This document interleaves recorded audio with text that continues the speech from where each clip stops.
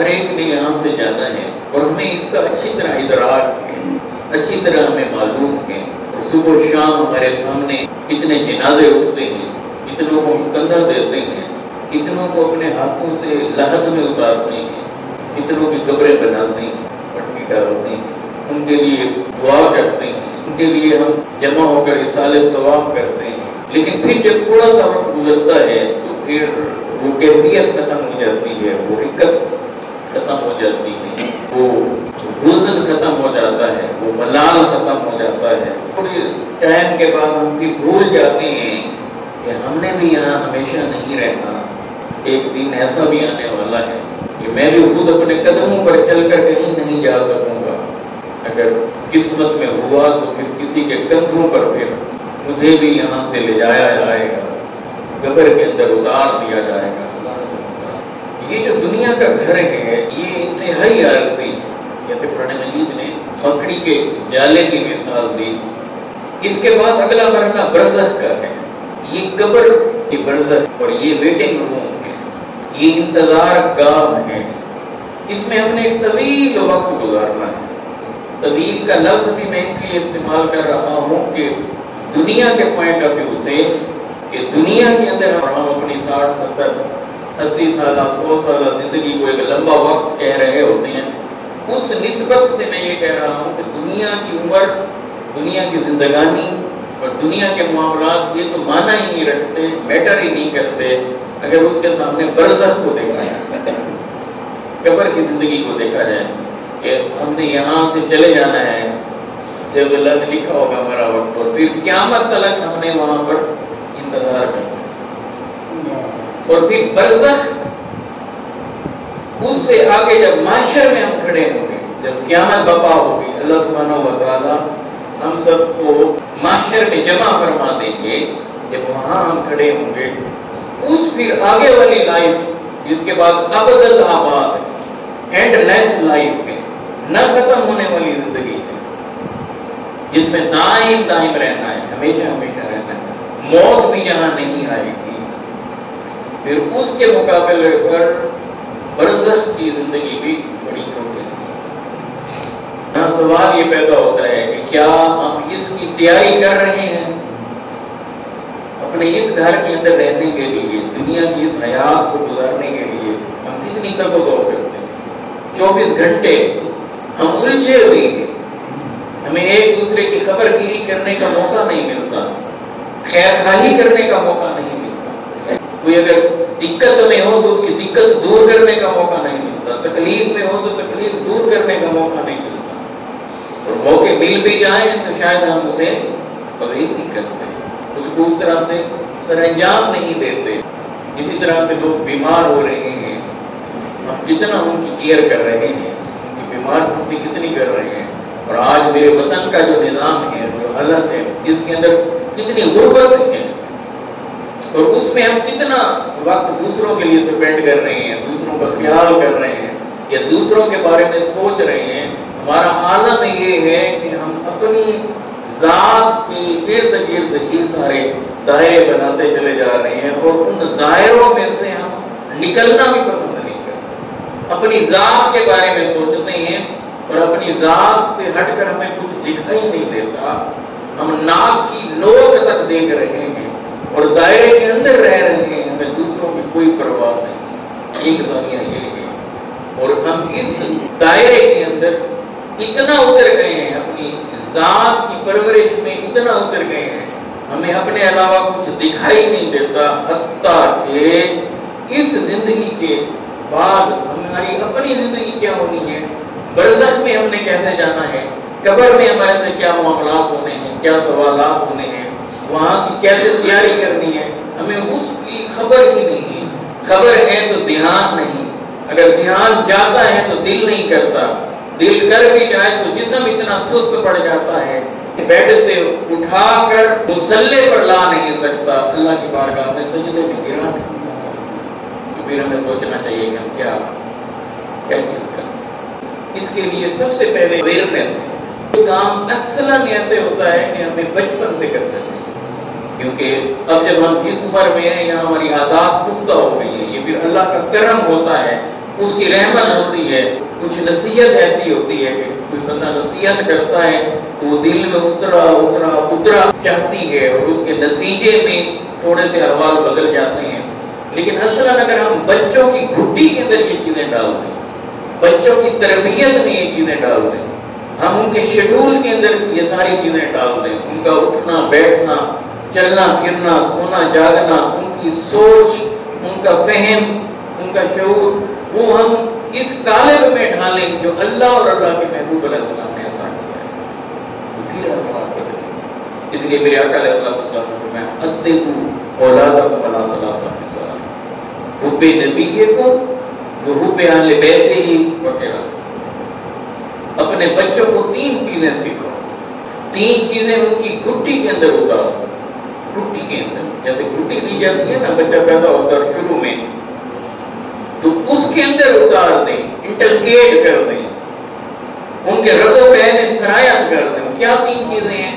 First of all حب نبی کو، اپنے نبی سے محبت کرنا، حضور سے عشق کرنا سکھائیں. جب ہم دوسروں کو سکھانے لگیں گے تو سب سے پہلے خود ہمیں اس محبت کے اندر اترنا ہوگا. جب ہم دوسروں کی طرف اس پیغام کو لے کر جائیں گے تو سب سے پہلے اپنے آپ کو پیغام دینا ہوگا، سب سے پہلے اپنے آپ کو بھی ایڈریس کرنا ہوگا، اپنی فیلنگ سے ان چیزوں کو لانا ہوگا.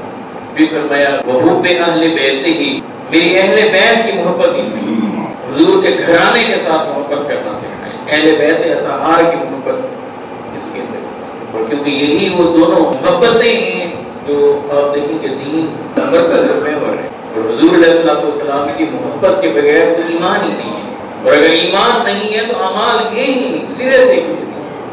اس لیے بخاری اور مسلم کی جو حدیث ہے میں کہ لا یؤمن احدکم حتی اکون احب الیہ من ولدہ وولدہ والناس اجمعین وكما قال صلی اللہ علیہ وسلم رواه البخاری و مسلم متفق علیہ. تو کئی طرق سے یہ الفاظ ہیں، تم میں سے کوئی شخص اس وقت تک ایمان والا ہو ہی نہیں سکتا، اس وقت تک ایمان والا ہو ہی نہیں سکتا، مومن ہو ہی نہیں سکتا. فرمایا کہ جب تک میں اسے اس کے والدین سے بڑھ کر، اولاد سے بڑھ کر اور تمام انسانوں سے بڑھ کر محبوب نہ ہو. اب اس میں ایک نقطہ صرف جسے ہم نگلیکٹ کر جاتے ہیں، جسے نظر انداز کر دیتے ہیں یا دھیان نہیں کرتے. اس حدیث کے اندر پیغام یہ ہے کہ حضور سے محبت کرنی ہی ہے، مگر ایک قدم آگے بڑھنا ہے، محبت سے آگے بڑھ کر مصطفیٰ علیہ السلام سے عشق کرنا ہے، حضور علیہ السلام سے عشق کرنا ہے. ابھی یہ فہم ہے کہ جو دینا ہے بچوں کے اندر بھی، فیملی کو بھی، معاشرے کو بھی، اور اتحاد آنگے عالم میں اس پیغام کو پھیلانا. حضور علیہ السلام نے یہ نہیں فرمایا کہ ان میں سے کوئی اس وقت تک مومن نہیں ہو سکتا جب تک اس سے محبت کرے اس طرح سے جس طرح اپنے والدین سے کرتا ہے. نہیں، والدین جیسی محبت نہیں چاہیے، بلکہ والدین سے بڑھ کر.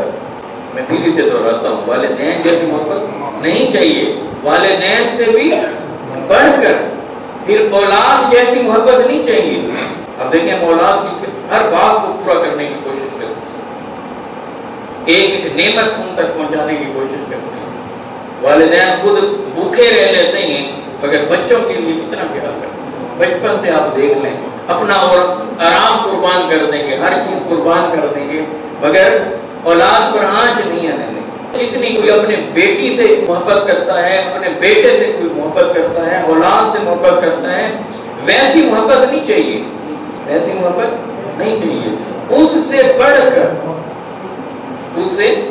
کر اور پھر تمام انسانوں سے بڑھ کر. اور انسانوں میں کوئی تو ہوتا ہے کہ جو دل کے تخت پر آ کر بیٹھ جاتا ہے. کہا جیسے اس سے محبت کرتے ہو ویسی محبت بھی نہیں چاہیے، اس سے بھی بڑھ کر، بلکہ تمام انسانوں سے بڑھ کر. اور دیگر طرق سے جو روایات آئی ہیں ان کے مطابق تمام کائنات سے بڑھ کر مصطفیٰ علیہ السلام سے جب تک محبت نہ کرے تب تک وہ مومن ہو ہی نہیں.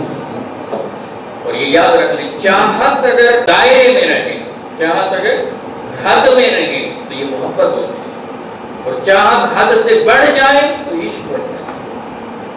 اس لیے 2 عشق چاہیے، ایک خالق کے ساتھ اور ایک مخلوق میں سے جو ٹاپ پر جس ہستی کو اللہ نے رکھا ہے اس کا نام ہے مصطفیٰ صلی اللہ علیہ وآلہ وسلم.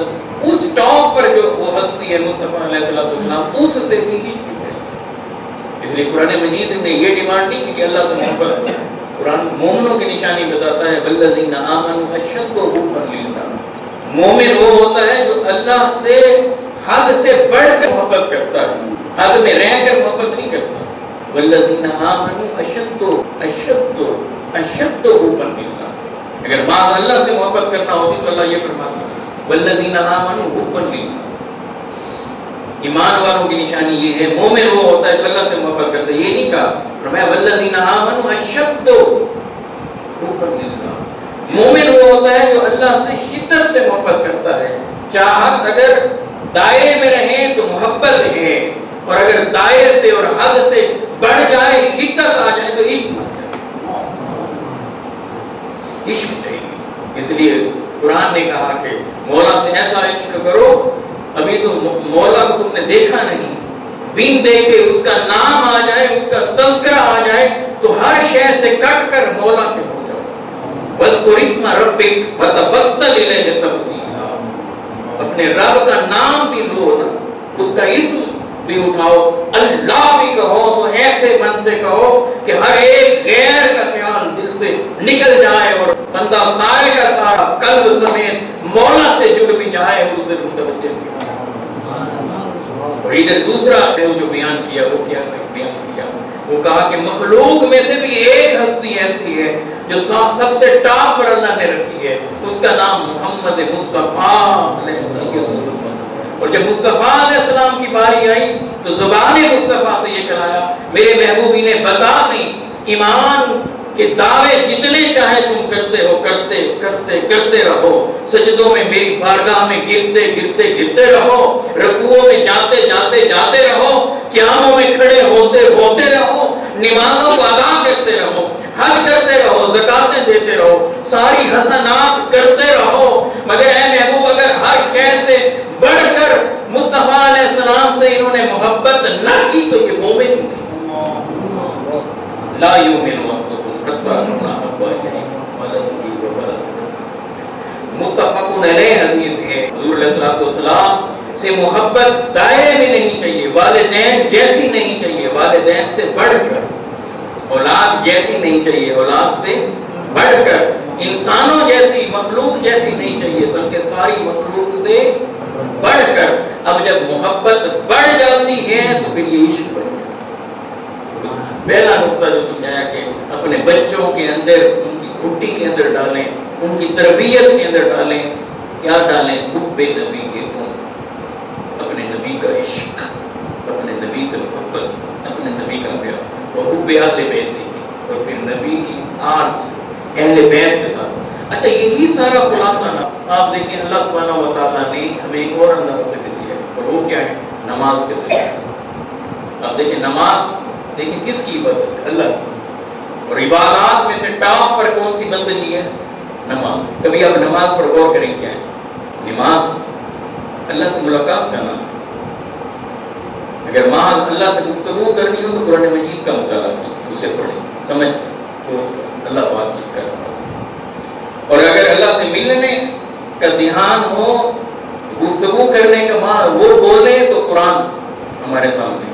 اور بندہ جب اس کے ساتھ بات چیت کرنے لگے تو نماز. اس لیے حدیث کے اندر تو کہتا کہا کہ جب بندہ نماز میں کھڑا ہوتا ہے یناجی ربہ، وہ اپنے رب سے مناجات کرتا ہے، سرگوشیاں کرتا ہے، دھیرے دھیرے، دھیمے دھیمے، آہستگی کے ساتھ، آہستگی آہستگی کے ساتھ اللہ سے باتیں کرتا ہے. جماعت میں کھڑا ہو کر، مخلوق میں کھڑا ہو کر، کس سے ہم کلام ہو کر اللہ سے باتیں کریں. اب یہ باتیں کیا ہیں؟ اللہ تو ہی سب سے بڑا ہے. اس کی تعریف کرنے لگ جاتا ہے، سبحان کہتا ہے، سبحانہ کہتا ہے، ستائش کرتا ہے، الحمدللہ، تعریف کی کلمات، قرآن کی آیات پڑھتا ہے، اللہ اکبر کہہ کر جھکتا ہے، سبحان ربی العظیم. پھر اتنے یقین کے ساتھ نماز میں کھڑا ہوتا ہے، کہتا ہے مالک میں نے جو تیری تعریف کی ہے نا، تجھے سن یہ تو نہیں ہے، سمیع اللہ لمن حمدہ. کتنا یقین کتنا ہوتا ہے، جیسے یہ یقین آتا ہے تو فوراً پھر کیا ہوتا ہے، محبت میں ایسا ڈوبتا ہے، پھر کیا ہوتا ہے، ربنا لک الحمد حمدا کثیرا طیبا مبارکا فیہ کما تحب، پھر وہ اتنے کلمات تعریف کے شروع کرتے ہیں، پھر اتنی محبت آتی کہ جب یہ احساس ہوتا ہے نا کہ میں جو تعریفیں کر رہا ہوں میرا مولا سن رہا ہے، میرا اللہ سن رہا ہے، تو پھر ایسے سجدے میں چلا جاتا ہے، پھر بار بار پکارتا ہے سبحان ربی اللہ سبحان ربی اللہ سبحان ربی اللہ۔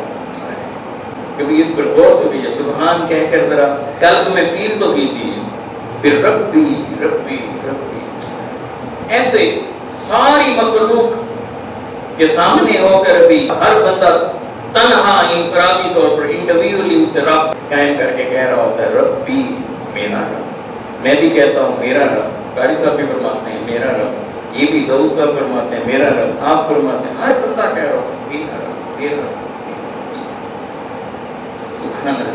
اب جب یہ سجدہ کر لیتا ہے، اور قرآن کہتا ہے جب بندہ سجدہ کر لیتا ہے تو رب کے قریب ہو جاتا ہے، کیونکہ آیت سجدہ ہے ایسے ہی، جب سجدہ کرتا ہے وہ رب کے بالکل قریب ہو چکا تھا سجدے میں، تو میرے رب نے اسے سجدے سے اٹھا کر بٹھا دیا، اور بٹھا کر گویا کہ یوں کہا اے بندے اپنی ساری عبادات میرے سپرد کر، یوں کہیں التحیات للہ والصلوات والطیبات، میری مالی کولی بدنی ہر طرح کی گویا عبادت اور ہر طرح کی بندگی مولا تیرے سپرد ہے للہ۔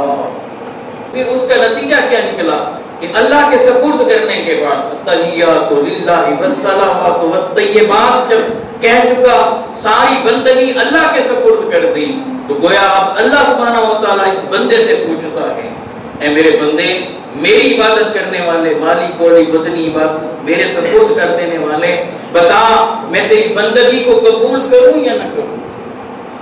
گویا اللہ آپ پوچھتے ہوں گے، اب بندہ یہ کہتا ہوگا باری تعالیٰ میں آیا اس لیے ہوں، قیام اس لیے کیا ہے، رکوع اس لیے کی، سجود اس لیے کیے کہ تو قبول فرما لے، تو وہاں سے جواب ملتا ہوگا اے بندے اگر تو چاہتا ہے کہ تیری بندگی قبول کرو تو چل ادھر بیٹھا، تو مسجد میں ہے، مصلی پر بیٹھا ہے، حالت نماز میں ہے، تو گنبد خضرا کی طرف متوجہ ہو، میرے محبوب صلی اللہ علیہ وسلم کو سلوٹ کہے، سلام بول بول بول یوں بول السلام علیکہ ایھا النبی یا رسول اللہ پہ سلام، یا نبی اللہ اے پیارے نبی آپ پر سلام ہو۔ اب یہ بندگی خدا کی ہو رہی ہے، عبادت خدا کی ہو رہی ہے، اور سلام مصطفیٰ کو ہو رہا ہے، یہ میں وہ نچوڑ دے رہا ہوں بندگی، کیا عبادت خالصتاً خالصتاً خالصتاً اللہ کے لیے، اور جب عبادت کا کلائمیکس ہوا چاہتا ہے، بام عروج پر پہنچ کر سمٹی جاتی ہے عبادت سمٹ رہی ہے، اب بندہ عبادت سے باہر آنے کو ہے، تو میرا رب گویا بندے کو سمجھاتا ہے، چاہتا ہے تیری بندگی قبول کروں تو میرے مصطفیٰ کو سلام کہے، تو لیا میں بیٹھا ہے یہاں سے مدینہ رابطہ کر، تو لاہور میں بیٹھا ہے وہاں سے مصطفیٰ سے رابطہ کر، پاکستان میں ہے وہاں سے رابطہ کر مدینہ میں، انگلینڈ میں ہے وہاں سے رابطہ کر مدینہ میں، امریکہ میں ہے تو مصطفیٰ سے مدینہ میں رابطہ کر، تو جہاں بھی ہے گنبد خضرا میں مصطفیٰ سے رابطہ کر، اور کیسے عالم میں کر، عبادت کی حالت میں کر، نماز کی حالت میں کر، اور بول بول یوں بول السلام علیکہ ایھا النبی یا نبی اللہ۔ اب جب اس نے حضور پر سلام بھیجا تو وہاں سے حضور سے رابطہ ہو گیا، اور میرے حبیب صلی اللہ علیہ وسلم گنبد خضرا سے پوچھتے ہوئے اے میرے امتی تو چاہتا ہے میں تیرے سلام کو قبول کروں؟ گویا کہ میرے حبیب پوچھتے ہیں، اور یہ غرفات سے پوچھیں کہ وہاں سے جواب ملتا ہے یا نہیں۔ اب میرے آقا پوچھتے ہوں گے اے میرے غلام، اے میرے امتی بول تیرا سلام قبول کروں؟ اب یہ عرض کرتا ہوگا یا رسول اللہ سلام قبول کیجیے نا، عبادت رکی ہوئی ہے، نماز اٹکی ہوئی ہے، قیام رکے پڑے گے، رکوع رکے پڑے گے، سجود رکے پڑے گے، آپ سلام قبول کیجیے تاکہ میری عبادت قبول ہو۔ تو میرے حبیب اسے راستہ بتاتے ہیں اے بندے تو چاہتا ہے، اے میرے غلام تو چاہتا ہے، اے میرے امتی تو چاہتا ہے کہ تیری عبادت قبول ہو، تو نے مجھے سلام کیا، تو میں سلام قبول کروں گا تو تیری عبادت قبول ہوگی. آپ مجھے یہ بتاؤ کہ میرا سلام کیسے قبول ہوگا. بول تو اب میری آل پر اور مجھ پر درود بھیج اور بول یوں بول اور نماز میں بول اور عبادت میں بول. یہ بول اللہم صلی علی محمد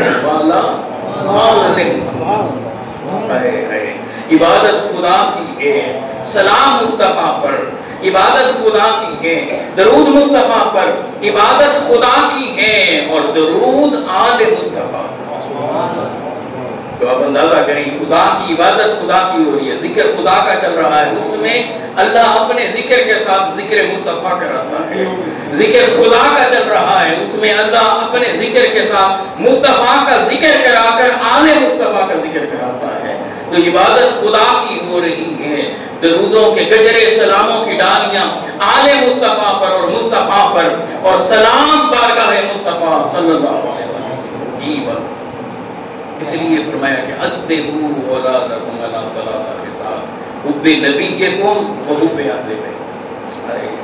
اپنے نبی سے بھی محبت والا تعلق, کیونکہ یہ محبت والا تعلق نہیں رکھو گے تو سیرت کیسے اپناؤ گے, حضور کے نقوش پا پر کیسے چلو گے, آقا کی زندگانی کو کیسے اپناؤ گے, اور مصطفیٰ کے خاطر آقا کے نام پر, دین کے لیے, اسلام کے نام پر اور اللہ کی خاطر اپنی جان لٹانے کا جذبہ تمہارے میں سے کیسے آئے. جب تک اس کے محبوب سے محبت نہیں کرو گے, اس سے محبت نہیں کرو گے, تو پھر تم ان خطوط پر کیسے چلو, لوگوں کی خدمت کیسے کرو گے, بیماروں کی عیادت کیسے کرو گے, دنیا کی مدد کیسے کرو گے, لیڈ کیسے کرو گے. آپ اس کے بغیر کو نہیں سکتے, بلکہ دو چیزیں آ سکتے. پھر یہ جب دو محبتیں آ گئیں تو پھر فرمایا پھر اسے قرآن سیکھو, پھر اسے قرآن سیکھو.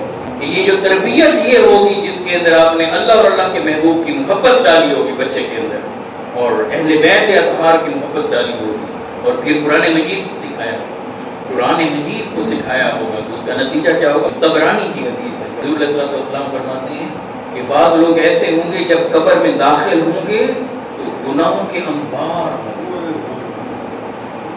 گناہوں کے انبار لے کر قبر میں داخل, مگر جب قبروں میں سے خارج ہوں گے قیامت کے دن جب نکلیں گے گناہ ہی نہیں ہوں. فرمایا کہ گناہ تو وہ ہوں گے انہوں نے خود کیے ہوں گے اپنی زندگی کے اندر, اور کھڑے ہو رہے ہیں اب نیکیوں کے پہاڑ لے کر.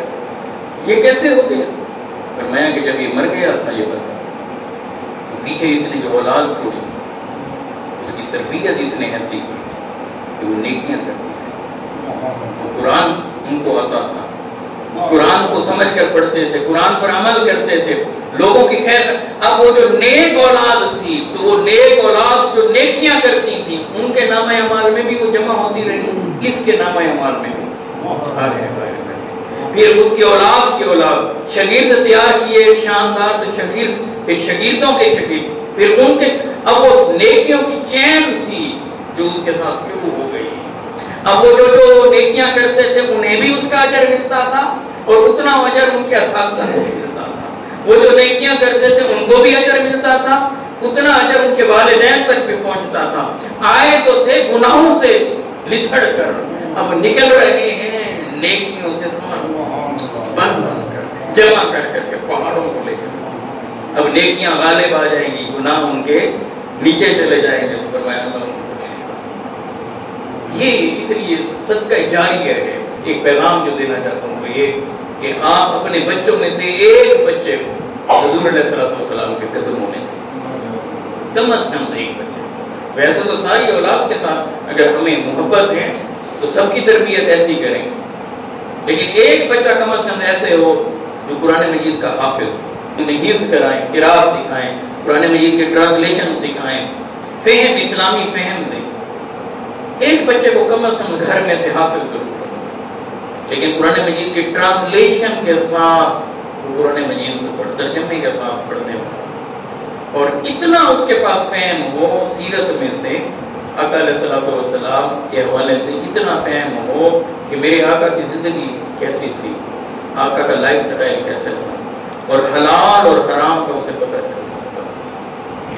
اور جب میں گھر میں غلط چیز لے کے, رشوت کی رقم لے کے رہوں, وہ میرا بیٹا ایسا ہو, تربیت اس کی ایسی ہو کہ وہ کھڑا ہو جائے میرے سامنے, اور کھڑے ہونے کے بعد اس کا سر جھکا ہو، لہجہ نیچا ہو، نرم ہو، دھیما ہو، اور دھیمے لہجے سے مجھے صرف اتنا تو کہے کہ بابا آپ نے وہ کام کیوں کیا جس کا ہم سے مصطفیٰ صلی اللہ علیہ وسلم نے منع کیا۔ بے ادبی والا لہجہ ایسے نہ ہو کہ کھڑے ہو کر ایسے والدین کی بے ادبی، نہیں ایسا بھی نہ، دھیمے سے دھیرے سے۔ جب میں سود کی رقم گھر لے کر داخل ہوں تو کھڑے ہو کر یہ تو کہے کہ بابا مصطفیٰ علیہ السلام نے جس شے سے منع کیا تھا، مصطفیٰ کے رب نے جس شے سے منع کیا تھا، آپ گھر میں نہیں۔ ہم روکھی سوکھی بے اتفاق کر لیں گے، 3 وقت کا نہیں تو 2 وقت کا کھا لیں گے، 2 وقت کا نہیں 1 وقت کا کھا لیں گے، لیکن ہم رشوت کی رقم یہ ہمیں نہیں چاہیے، سود کی رقم ہمیں نہیں چاہیے، حرام کی رقم ہمیں نہیں چاہیے، آپ اسے واپس کر دیں، پھینک دیں، ہمیں یہ رقم نہیں چاہیے، یہ تعیشات نہیں چاہیے، یہ زندگی نہیں، کوئی ایک تو۔ اور پھر یاد رکھیں جب میں مروں کوئی ایک تو ہو کہ جو صمیم قلب سے دل کی اتھا گہرائیوں سے میرے رب سے اتنا تو کہہ دے، مالک و مولا میرے اللہ، میرے بابا آپ کے پاس آ، انہیں معاف کر دیں۔ آپ اپنے بچوں کو اعلیٰ سے اعلیٰ تعلیم دلوائیں، بی ایس کروائیں، ایم فل کروائیں، پی ایچ ڈی کروائیں، پوسٹ پی ایچ ڈی کروائیں، ڈاکٹر بنوائیں، انجینئر بنوائیں، پروفیسر بنوائیں، آپ ججز بنوائیں، جرنیل بنوائیں، سی ایم پی ایم بنوائیں، دنیا کے اعلیٰ سے اعلیٰ عہدے پر اسے فائز کرائیں، مگر ان سب سے پہلے اسے اچھا انسان مصطفیٰ کا غلام